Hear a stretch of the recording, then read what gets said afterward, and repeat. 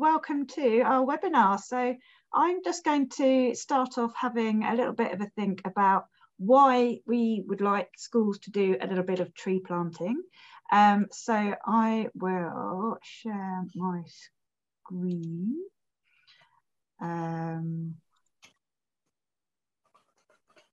Just as a reminder.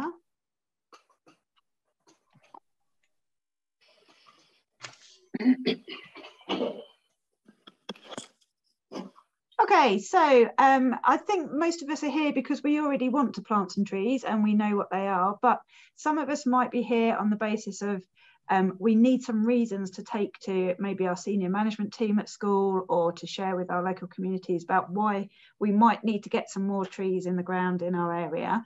And so I just thought we'd start off by going through some of the options as to why getting trees planted is good. So of course the climate crisis is usually the first one on the top of our mind. We're thinking about that really important role that trees have, and all photosynthesizing plants, in taking carbon out of our atmosphere. So yes, that's really, really important, but the climate crisis is more than just carbon dioxide. We've got a lot going on, and trees can help with mitigating some of the impacts of a climate crisis as well. So one of the impacts being flooding, as we're seeing already at the moment, driving past our local water meadows. They're already underwater with a warmer, wetter autumn that we're having. And trees do a brilliant job of holding that water down, stopping it hitting the ground straight away. The raindrops have to trickle through the leaves, drip flow, and then slowly down the trunk, stem flow, and it slows that progress of raindrops from the atmosphere into our drainage systems. So hopefully trees will really, really help with sustainable urban drainage too. On the other end of that scale, we've got too much sun, and so shade is a brilliant resource that is provided by our trees. I know this hot summer that we've had where we hit the over 40 range, I spoke to a number of schools that were spending a lot more time in their woodland areas because they needed it to keep their children cooler. So early years settings were, for example, one of them I went to, they had doubled the number of forest school sessions they were doing so that they could take their kids out and hang out in the shade instead of in their boiling hot building. And shade is something else that trees and other climbing plants near buildings can create, and instead of having to use air conditioning, let's just put the trees in shade from the buildings in shade from trees. Of course, wildlife is a really important benefit of having trees in your school grounds. Trees are habitats for a massive range of wildlife, from the obvious of birds sitting in trees that we think of, all the way through to the fungi that the tree's roots are connecting with. Although it's something that's really important to consider that we have the right trees in the right places. If we've got a beautiful meadow, for example, we probably want to think about looking after that meadow itself rather than turning a valuable meadow or heathland into a woodland. So we do try and think about making sure that we've got the right species of tree in the right location. And trees don't have to be standalone. They're also really important for connecting small parts of different nature reserves, joining them up through hedges. So standard trees are great and they have a really useful purpose, but so do a long row of trees stuck together to make a hedgerow. And hedges are great ways to get more trees into your site without losing usable space. But we'll talk about that more in a bit, I think. Food, so your trees can be productive. I've got a big pile of chestnuts in the kitchen just waiting to be yummed up by me. So that's one example, but also orchards. And instead of importing apples from New Zealand at this time of year, we should be eating stuff that we've grown in school. So really important for that too. And then our health. So trees are great helpers of our students by filtering out air pollution. So there's been some good research about how hedges between the roads outside schools and the playgrounds act as a really good filter to minimise the amount of harmful compounds that are coming through from the roads into the school playgrounds. So trees are important for that, but also for things like tree climbing and exercising. People go for their walks in woodlands because it's a nice place to be. That's where we ride our bikes, we go for a jog, take the dog, because they're pleasant places to be, and we're often a lot more active around all those invitations of branches to swing on or trees to climb. Well-being, lots of good evidence about why and how trees improve our mental well-being and our mental ill health too at times. We can, if anybody's particularly interested in that area, we can send you various different research pieces that will help with that. And I think careers is something that's really important. I remember watching a child who was observing a arboriculturalist who'd come along to do some crown reduction on a tree, and they were amazed that you could get paid to use chainsaws. And whilst we're not necessarily trying to encourage cutting down of trees, I think having woodland in an area does help people understand that there's other career options out there that tend not to be considered usually. And then finally, communities. So trees are such an important part of our culture, and they encourage the connections between different areas of communities. It's a place where that bench under the tree in the park, that's where maybe teenagers might gather, maybe old people might rest. It is a really important way to bring people together. We've probably all heard of campaigns where trees have been threatened for some reason or another, and it's brought people who might not ordinarily talk to each other in a community together to chat about it and to save that tree or replace that tree. So yeah, I think trees are really important for people and for the environment. Kirsty. Oh, just one extra thing I was going to add in there, that following my previous webinar about the importance of getting outside for children, that actually having trees and greenery within kind of 250 metres of the school has been proven to increase the academic progress of children in the school too. So it's great for their learning, as well as all those amazing benefits that Sue highlighted too. Brilliant, lovely. Okay, so hopefully we're all convinced that we do need some trees. So I'm going to hand over to Francesca, who runs Roots for the Future and is here to help us all with our tree planting needs. So Fran, over to you. Hi, thank you. So I have some slides to bring alive the words. So hopefully I can share my screen. Share, and participants can now see that. That's good. That's what I want. Okay, so thanks, Sue. As Sue said, my name's Francesca and I'm one of the co-founders of Roots for the Future. We are a social enterprise and we plant trees with communities. I'm going to cover in this section Roots for the Future, who we are, why we are, our community tree planting workshops, and then I'll cover a little bit about how to plant a tree, and then really importantly, how to look after the tree once it's in the ground. Go through some of the workshops that we do in schools and some of the wonderful stories from those workshops, which sometimes when I'm doing a workshop in a school, I really do have to choke back the tears because the kids are just so into it. It's really lovely. And then finally, walking with trees, which is about the health benefits of being around trees. Roots for the Future was born in 2016. We plant trees with schools and communities broadly to tackle climate change. So that's our main mission, is to inspire the community to do the really simple and very enjoyable act of planting a tree to tackle climate change. We focus on children and young people with the vision that we can inspire the next generation to live more harmoniously with nature and to implement nature-based solutions to climate change.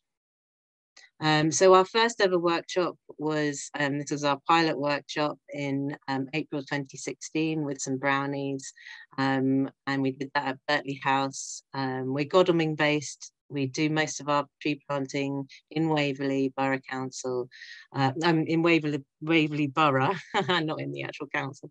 But we're Surrey wide, and I would probably be very happy to go beyond Surrey as well into Hampshire and West Sussex. So this was our first ever planting with some brownies, and they really helped us test out our theory of engaging children and young people. And then this is us a few years later. We're a bit more branded, a bit more expert, in 2019 with some cubs. So the why. So this is a statistic that I show at, or that I tell people at the beginning of our workshops, which is really frightening, that, and it might change year to year exactly how many trees are cut down, but roughly 15 billion trees are cut down each year and only 5 billion are replanted. So that's a net loss of 10 billion trees a year. And if we carry on at that rate, there will be no trees left on Earth in 300 years' time. Now that's so scary for so many reasons. And I do get the odd bolshy child who'll say, yeah, but I won't even be here, so what does it matter? And I'm like, yeah, you won't be here. No one will be here because life on Earth is not possible without trees. Another why, so climate catastrophes are no longer something we can ignore, no longer something that only happen in the global south. This is literally on our doorstep. This is Godalming. The river has burst its banks. This is the water meadow, which is fine, it's doing its job. But actually, if that barrier wasn't there, so there's and they've built a barrier, flood barrier, and it saved the road. And if that wasn't there, then lots and lots of houses would have flooded. But yeah, great, well, let's have these engineered solutions, but we've got to do that in tandem with tree planting. And we've got to do it now because it takes about 25 years for them to take effect.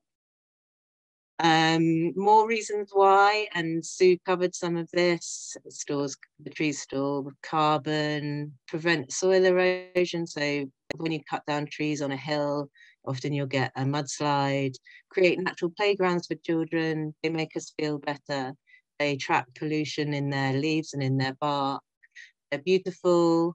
They provide nature with a home. They reduce crime. It was also touched upon, children learn better. Children learn better when they can see a tree outside their window. That's proven. People feel better more quickly. They recover better when they can see a tree outside their hospital window. And they need fewer painkillers as well if they can see a tree outside their window in hospital.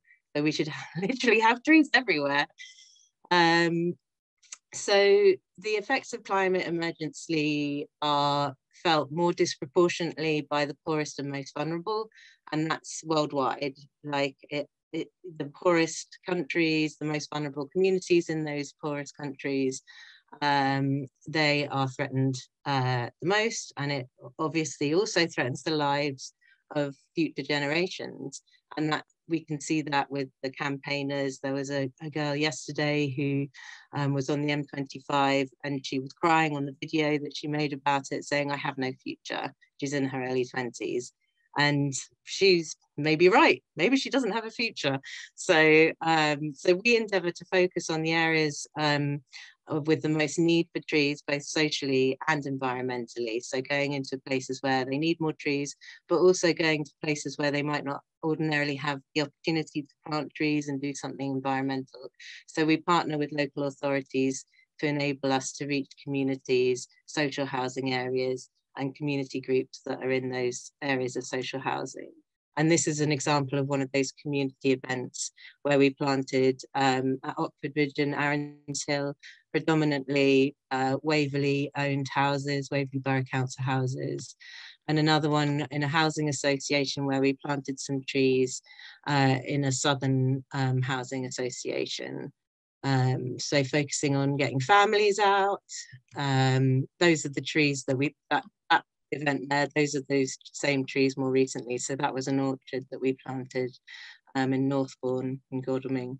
We get people out in all weathers. We never cancel, no matter what the weather is, snow, rain, whatever. So we also do, we have lots of educational elements to our community workshops. So we get forest school leaders to come and do a forest school session. And during those forest school sessions, we get the counsellors to come along as well, and the grown-ups can meet or adults can meet the counsellors and talk about any issues that they have locally, but it's to bring the whole community together to show that community action at a grassroots level is the way to tackle climate change. So this is one of the kids who's done something, they built something with the forest school leader. And then this is to show that it doesn't matter how old you are. This kid was 3 years old and he planted a tree with us. And then this woman planted a tree with us, she was 90. So we focus on children and young people, but we also want it to be intergenerational. So bringing older people in to partner with younger people as well. So that's our community project, and Sue asked me to cover how to plant a tree, and I'll also go into more detail about our school workshops. So when we imagine planting a tree, we always think of the photo op, whether it's the mayor, or sometimes you saw pictures of the Queen planting a tree, putting a bit of soil into a hole that somebody else has dug, which is exactly what's happening here. The mayor of Godalming putting some soil in a hole that somebody else had dug. So that's what you imagine.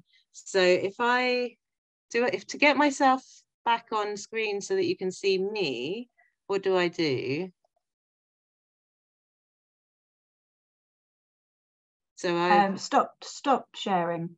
Okay, stop sharing, right. Stop share. So I just want to show you, can you see me now?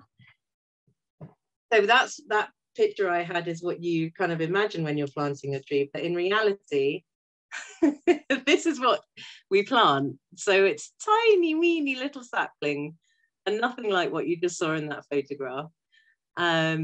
And so this is, I think this is a lime. It's a bit difficult to tell without the leaves on it, but I'm pretty sure this is a lime.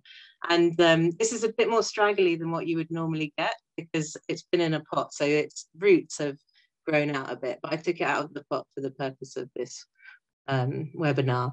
And so this is called a cell-grown tree, and is a perfect size for a child to plant.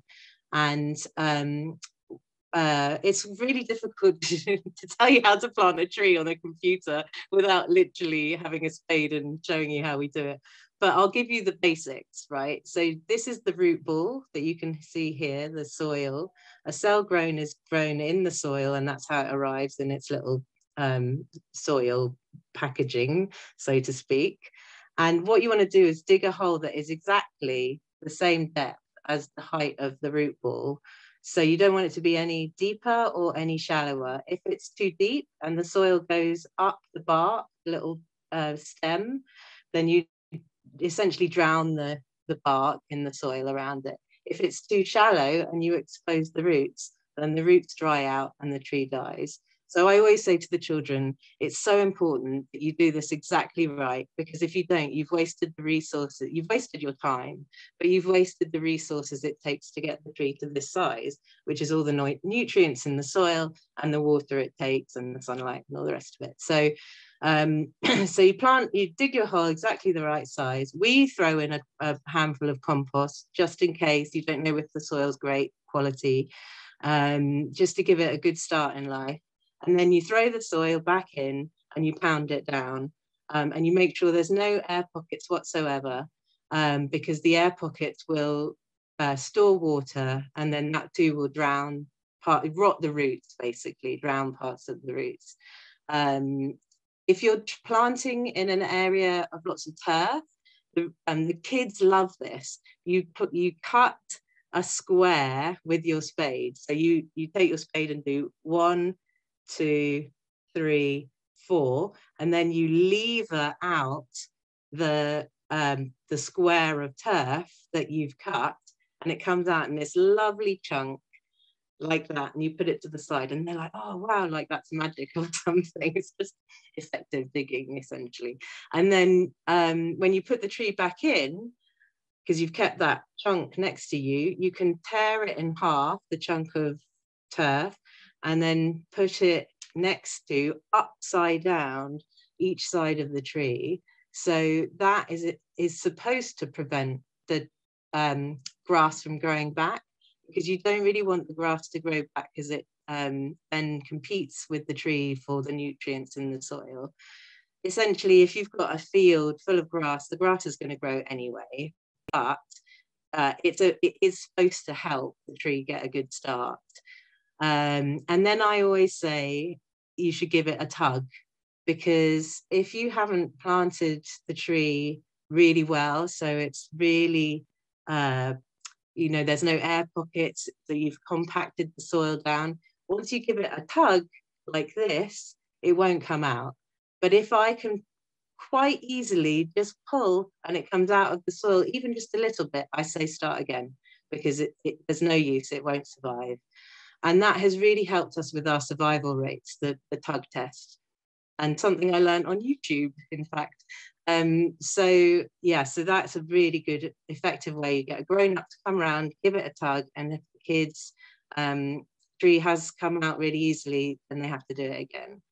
And then you protect the tree. There's lots of ways of protecting the tree. You can get spiral guards. We're now not using plastic spiral guards, because there's lots of evidence to say that it's actually worse for the environment to have the plastic than it is for the tree to die. But instead, we don't want the tree to die because of rabbits, deer, whatever. So now we're experimenting with what's supposed to be biodegradable spiral guards and a stake. So there's your kind of rough guide to planting a tree. Like I say, it's really tricky to give you that lesson in my home office. So I'm just gonna start again with my share screen. Oh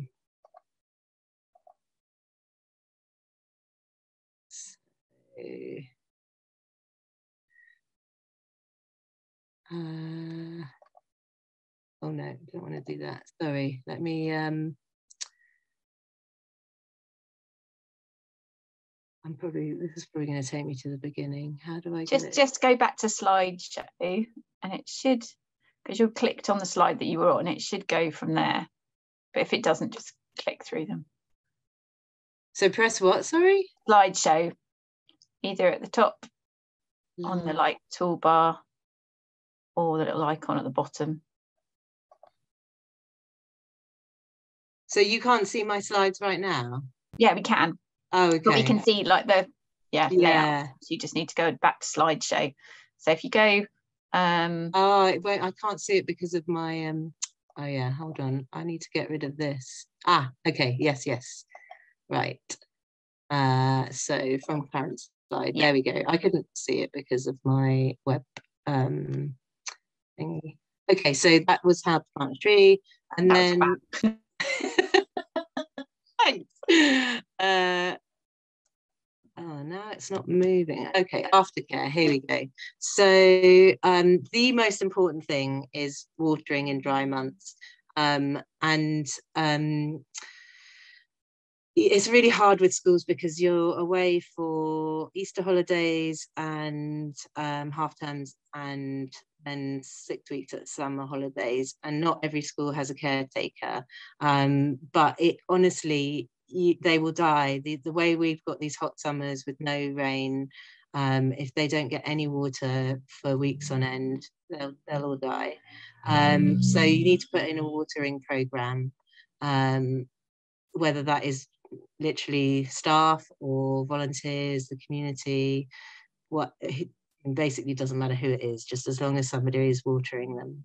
And then also, if they are being overrun by grass and weeds, it is a good idea to try and pull those back every now and then, just because of the competition for the nutrients in the soil.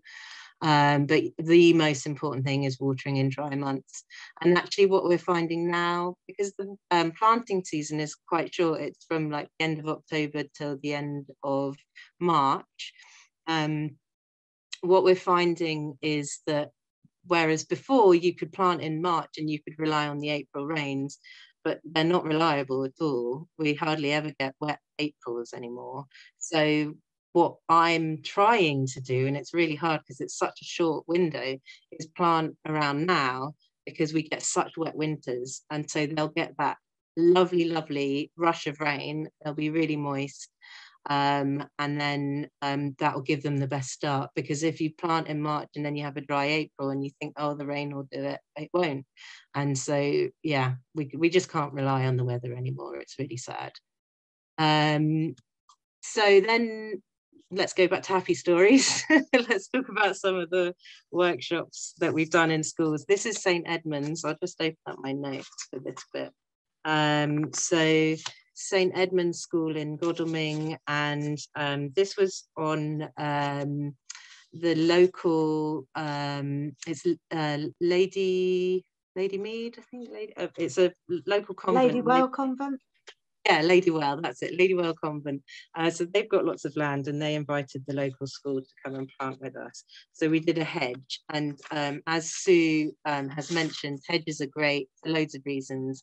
Biodiversity, they provide lots of nature with homes, connectivity, connecting up areas where there might be a break, where the critters can't travel to the next area of green space, where it connects that up so that they can find habitat and a safe route through, and also that you can plant lots and lots of trees in a relatively small space, which is really great for schools because you can engage so many children in one workshop or several workshops with lots of classes.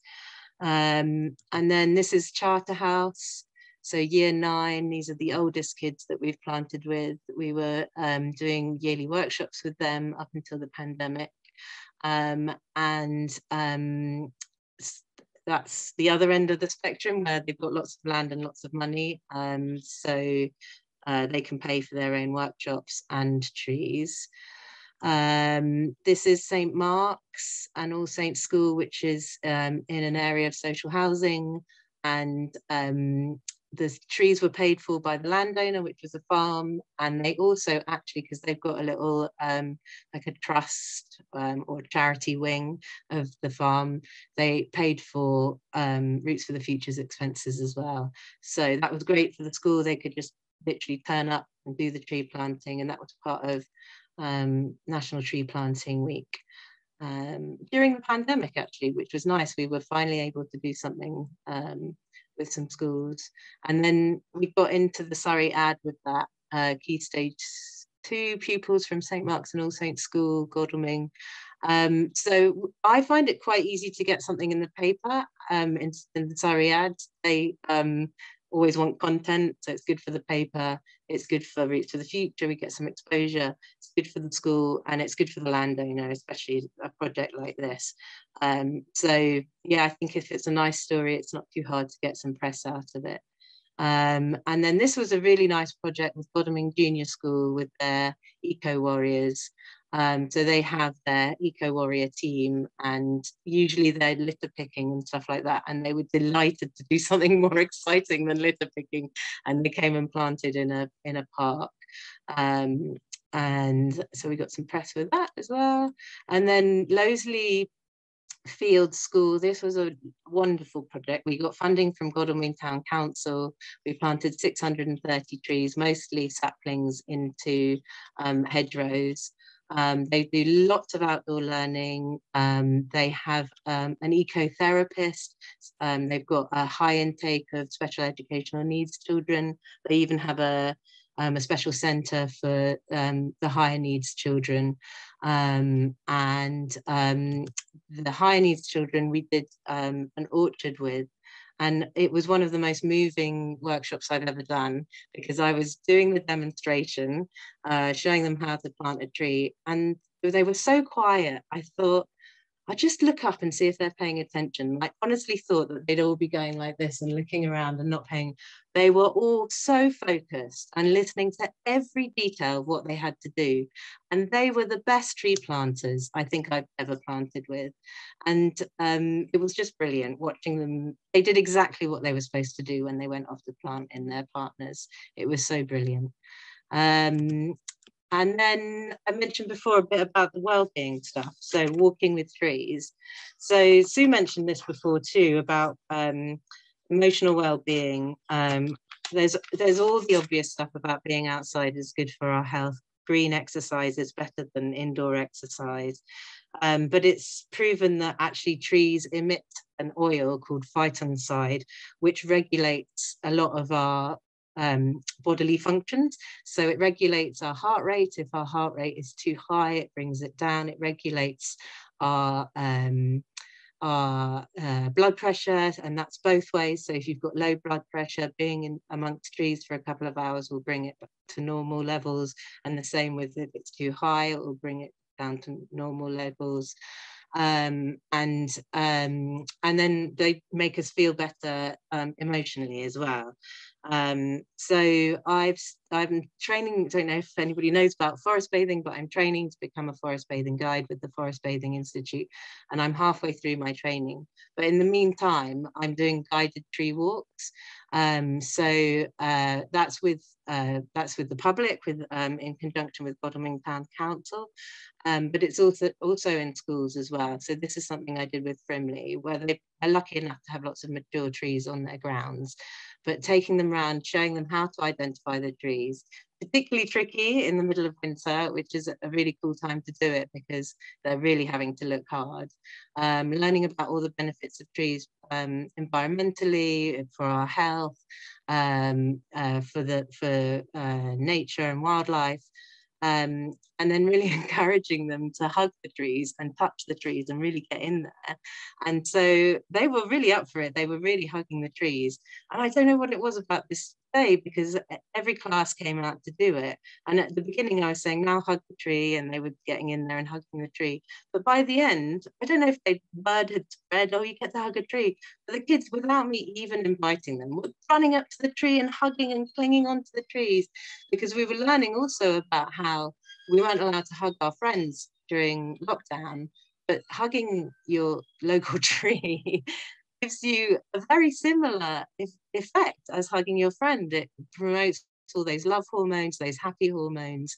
So yeah, so we're really pushing for mindful walking, taking yourself out of your head into your surroundings, really observing where you are.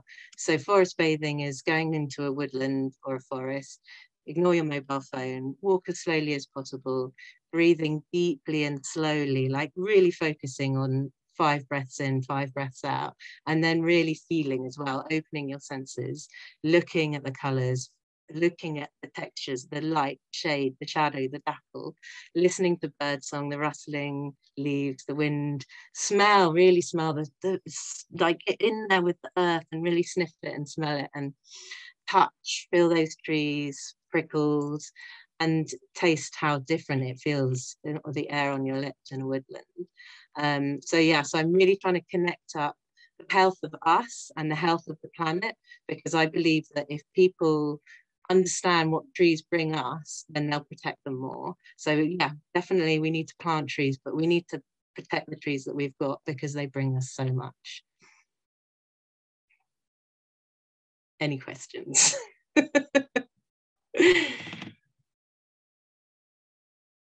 I had one.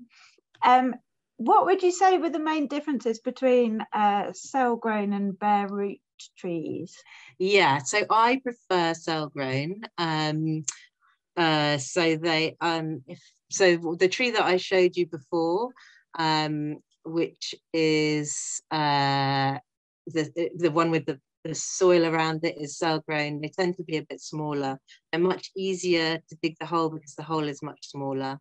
The bare root, there's a smaller window for the bare root to plant because they have to be completely dormant in order for you to be, well, for them to be able to give you the tree, the nursery to be able to give you the tree, extract it and send it to you. So it's really kind of mid to late November before they can send you the bare roots. But the holes are so much bigger because the roots are much broader, so you really need a lot more time and probably to do fewer trees if you're going to do the bare roots. And you have to be much more careful about how you put soil back in, because you're much more likely to have those air pockets around the bigger roots than you are around the ones that come with the soil around them, the cell grown.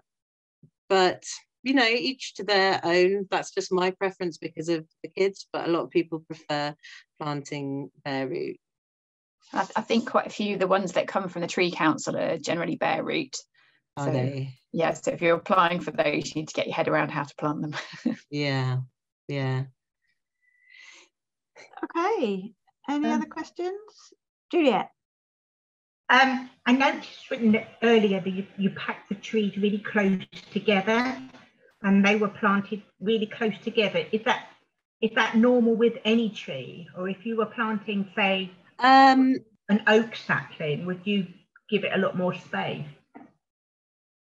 Yeah, generally, yeah. I mean, it depends who tells you what, because we have planted a lot of oaks, because especially on Waverley Borough Council owned land. And part of the motivation from the tree officer is that that's what would have been here before, would be a lot of oak. So there probably would have been a lot of oak and a lot of beech around here before it became really, really developed. I think his main motivation for us planting oaks is that they're so slow growing. He's not going to have to deal with them in a maintenance way for probably not in his lifetime.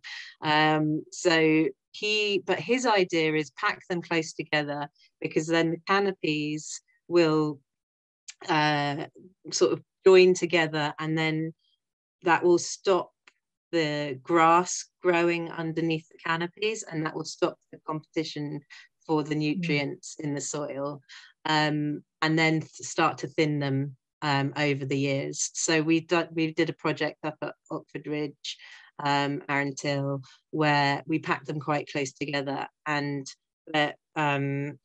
some of them are really big and doing really well, and surprisingly like bigger than I thought they would be by this point, and then others aren't looking so good.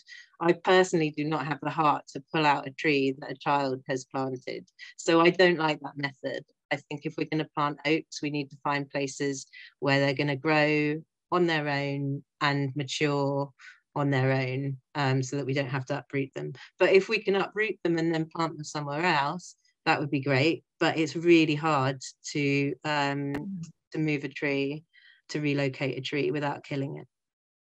Yeah. Thank you. Okay, right then.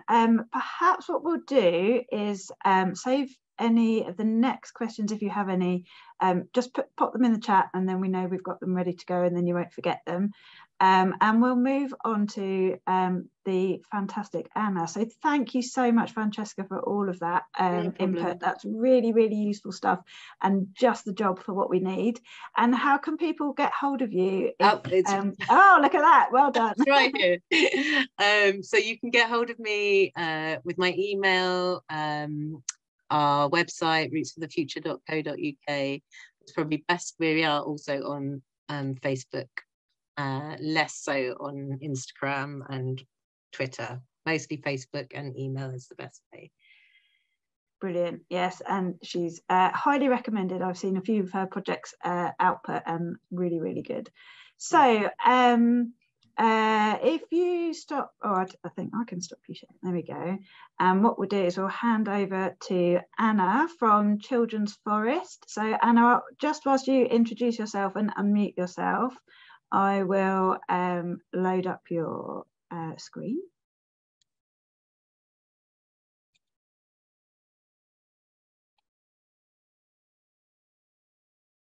Okay, brilliant. Okay, Anna, you might need to unmute yourself. Hello, can you hear me? Perfect. Oh, now I can't see you, but sorry, what's happened? Oh, I'm sorry, everybody. Suddenly my screen's gone blank. There we go. Hello, nice to meet you all on the screen.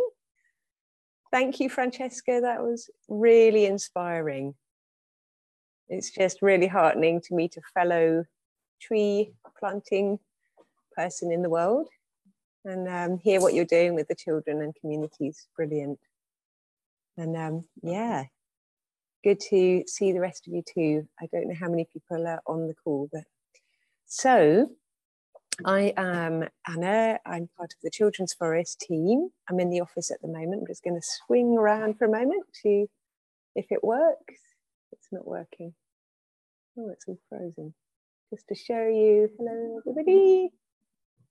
Oh, my phone's going weird. I won't do that again. Oh no, it's frozen. Why has it done that? Why is it frozen? Any idea? We can still hear you if that's any use. Oh, Anna. I'm sorry. We can unsee. Okay, there we go. All right, I won't move. I'll just stay still. So the Children's Forest, I'll just, it's really succinct because I think we're finishing at 5, yeah? So I'm a forest school teacher and I've been doing nature connection work with all age groups from toddlers up to teens and with adults as well for about 15 years or more. So I had a background in bushcraft as well and kind of came into it through that route. And have been really interested for a number of years really in how to bring the tending of forests and the planting of forests into the work so that not only are the children, people in general having that nature connection experience, but also the opportunity to actually truly be of help and benefit to the trees and the planet. As Francesca said, at a time that it's so needed. So the project is about planting and it's about restoration of the earth and helping the earth in that way, and it's also about nature connection and really that we are really looking at the need for our people to reconnect to the natural world in order to do the right thing for the natural world. So these two things really go hand in hand. And it's just as needed as the actual physical work of helping the earth, because ultimately we're in the position we're in because people have become disconnected. So that's really where we're coming from with the Children's Forest. So in order to explain it, I'm actually just going to talk you through a project. So actually we don't plant in schools, not because that's not absolutely brilliant, but because the Children's Forest has been, we've kind of identified a kind of 4-step journey that we take the children on. And the first step is the nature connection experience that they have in the forest school. And then the second step is imagining into a healthy future and what we wish for the world to be like, what we wish for the earth, what we wish for the trees and the animals. And then we create stories and poetry and art around that. And then we plant the trees. And then the 4th step of this journey, so the first 3 steps in a certain way are just the beginning of a Children's Forest, because then the 4th step is that we intend for that relationship to the forest to continue over the years to come.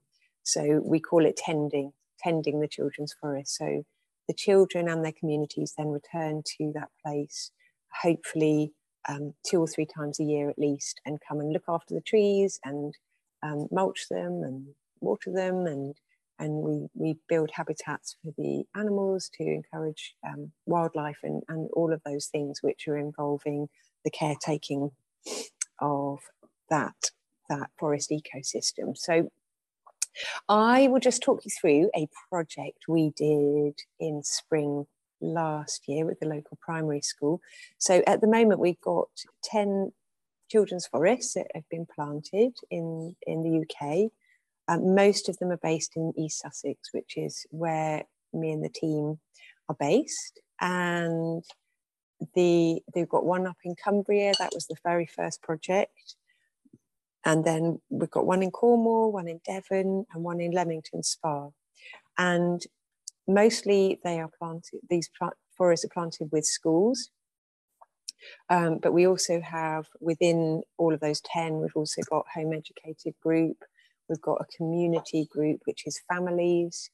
So there is a variety. We've done one with a nursery group. So that is, the tending of that is continued with their families as well. So it's quite a variety of different groups. And yeah, as Francesca was saying, we really do want to get all the generations to get involved in the ongoing tending of those projects. And the ongoing tending of those projects involves a forest school facilitator who also helps facilitate the nature connection for those communities ongoingly too. So games and stories and lots of different activities that can really help nurture that sense of well-being and deep connection. So sorry, who is it? Susan, is it Sue? Yeah. Sue. Hi Sue, I can't see you, but I believe you're going to do something very magical. Yeah, so can you see Springham Farm?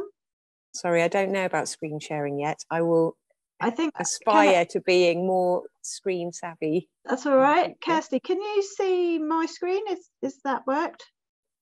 Can you see planting report March 21st? Yeah. And okay. I can see you scrolling through, so it's working. Oh, I can't see that, which is unfortunate because I won't be able to talk about it. We can see Springham Farm, Helsham Community College. How can I see that too, so I can tell you about what I'm seeing? Can you screen share with me as well? It should be with everybody. It might just be the view you've got. Okay. Or I can tell you what we're looking at and you can talk about it. Oh, okay. Okay. Sorry. Now I've lost everybody and everything. Okay.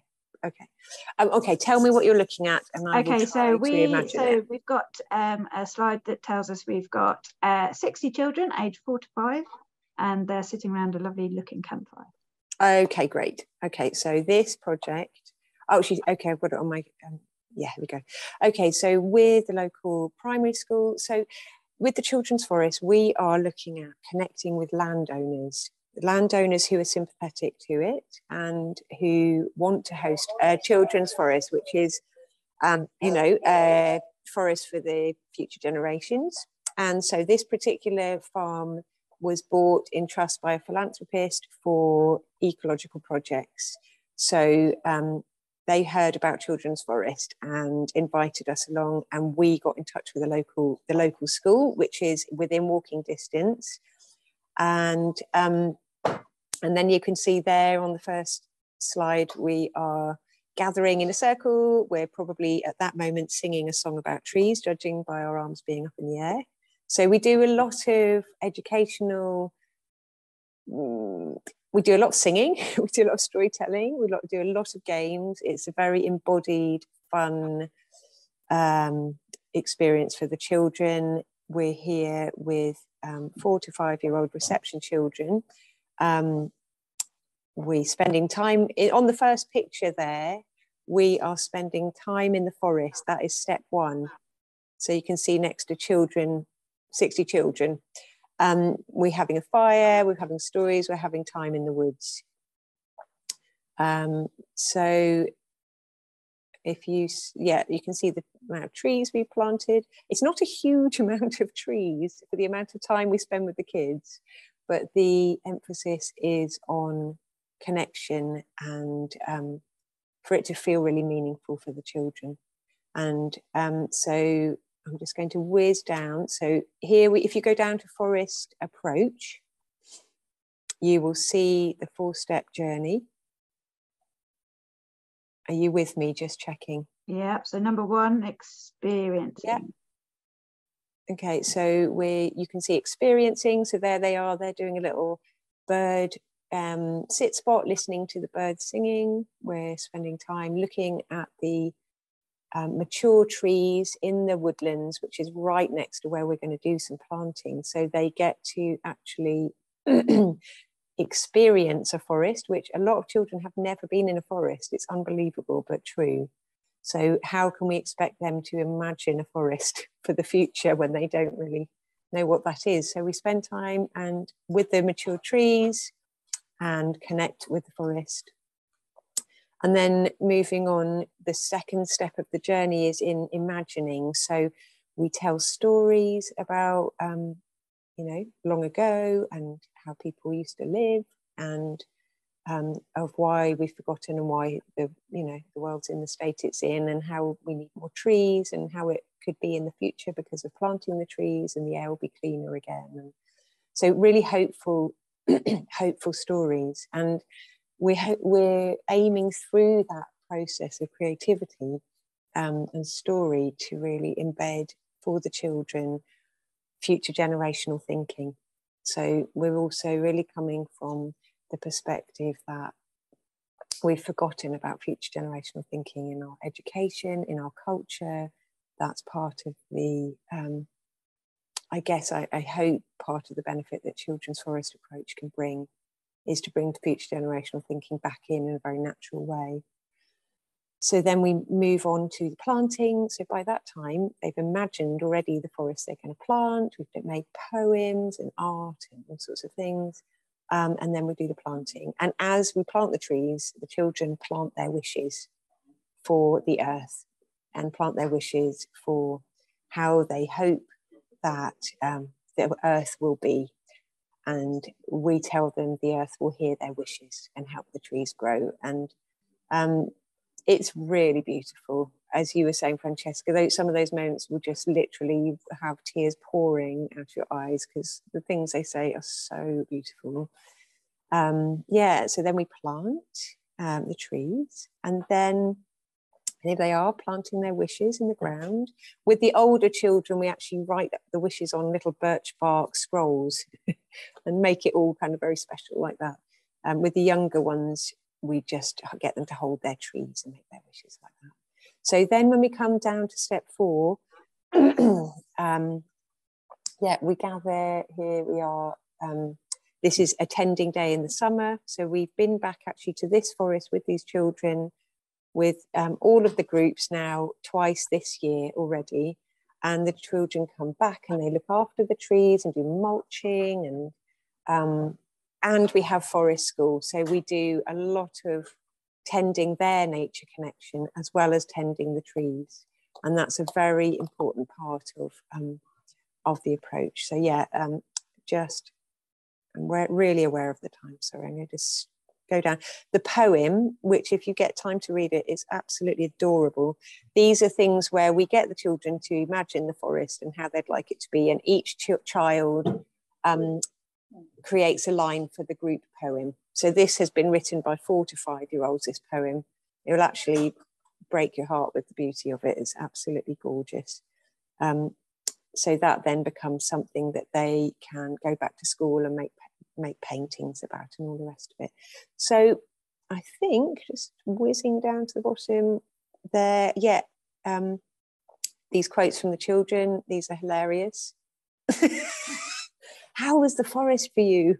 I saw a fairy. The next one, I saw a giant fairy. These are the classic kind of 4 to 5-year-old quotes. We went in when there was wild garlic. I smelled so much garlic, I thought I was going to turn into a garlic. Anyway, sorry. It might just be me, but I live for these kind of quotes. So I think it's too much to go through all of that. But so we are really grateful to all the different pots of funding that have come to us to plant all these different projects, and we've got quite a few projects in the pipeline. We're really looking at talking to any landowners who might be sympathetic to it, who would like to create access for specially deprived children and we'll at Children's Forest help link them not only to the land and to access to the land, but also to forest school teachers, so that their children can have this ongoing experience of connection to trees in a really meaningful way, and having the hopefully lifelong experience of being the caretakers of the forest as well. So yeah, that is Children's Forest in a nutshell. Fantastic. Thank you so much, Anna. That was really, really lovely. So does anybody have any questions going forward about either of the approaches or practicalities of things that you're doing in your own school grounds? One of the things I was going to ask was, perhaps anybody who's already done a tree planting project, is what solutions have you found for that aftercare? And I think having that tending process is a good way to build that into your program, but how have you solved the watering in the summer holidays? I don't know if anybody can hear me, but I literally can't hear anybody, so. Oh, okay, we can hear you, but if you can't hear me saying that, that won't help. But yeah, I was just wondering about the watering. So for example, have you teamed up with community groups or the local gardening horticultural club to come in and do the watering?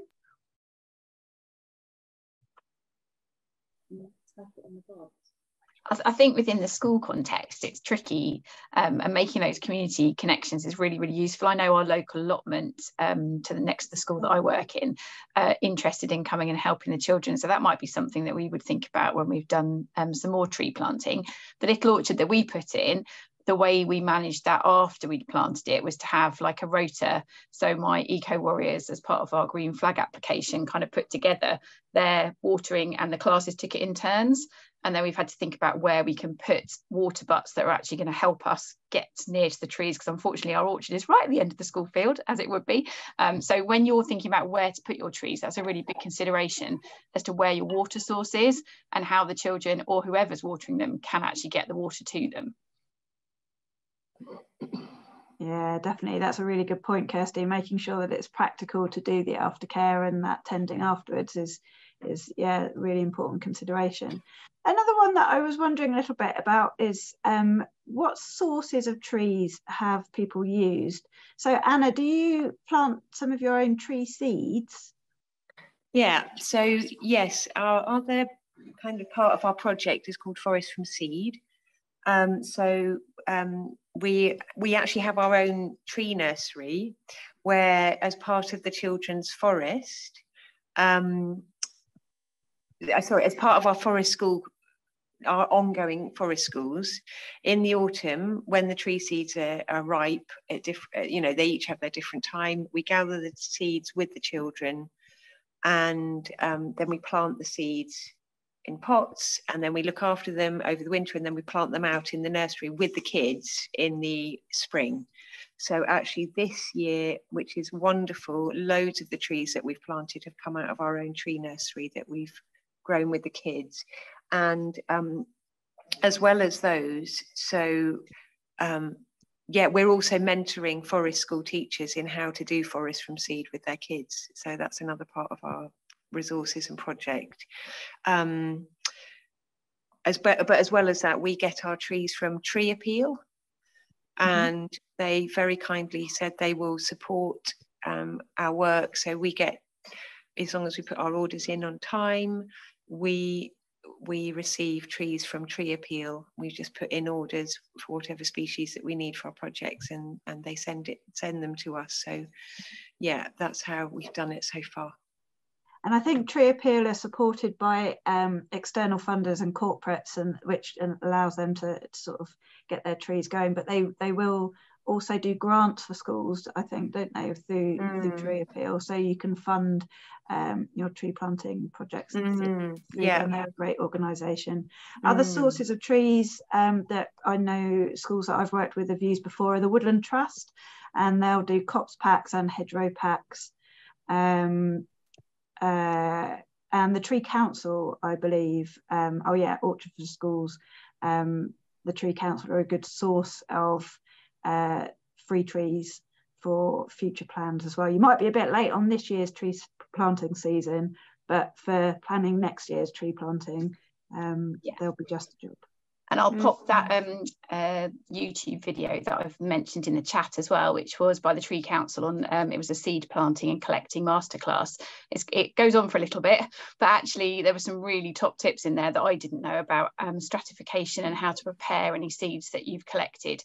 So that's a good one to watch, and I'll put it in the follow-up email to you. And good point, Francesca, about the Surrey County Council. For those of you that are in schools in Surrey, SCC have got millions of trees that they are trying to get out into schools and to get as many people planting as possible. So do get in touch with the SCC Trees for Schools, because they are super keen. It's a lady called, oh, I've forgotten her name. Deborah? Yeah, Yes. That's familiar. Fern. Jeff Eaton Fern. Have you had success with her, right. Juliet? Yes, yes. We've got lots of trees coming to my place, my school, in a couple of weeks. We've got 6 fruit trees coming and 7 saplings coming in soon. Hence, that's why I want to do this course, to get the trees in with the children. That's what we're hoping, knowing that those emails have gone out from the County Council, and hopefully your trees would be arriving. This would be well timed. Okay, any final questions for Anna or Francesca? Okay, well, in that case, what I'll do is just draw your attention to the link that I put at the beginning of the chat, which is for you to add your email address to our school's newsletter, just to make sure that you hear about this, the next webinars or the next training, or hints and tips for things to do in your school grounds to make them as comfortable as possible for wildlife and for your teaching and learning. So have a little look at that. And then Kirsty? Oh, I was just going to say my little bit that I was going to do, if we had time, which we haven't, where we looked at what curriculum links you can make to your tree planting activities. I'll put that together into a document and just send it out. Brilliant, thank you very much. And I'll send this recording round with that document to you all within, it'll probably take a week or two for our tech guy to do the tech stuff that needs doing, but it will be on its way to you before too long, and hopefully in time for you to get your trees in the ground too. Okay, well, thank you very much for coming, everybody, especially to Anna and Francesca for that really useful insight into getting your trees into your school grounds, into your hedges, and different approaches to involving as wide a range of people as possible in your tree planting. If anybody's got any questions for us, do email them afterwards if you suddenly think of something whilst you're cooking the dinner. But we will hopefully see you at our next webinar. Thank you very much. Goodbye. Bye. Thank you. Bye.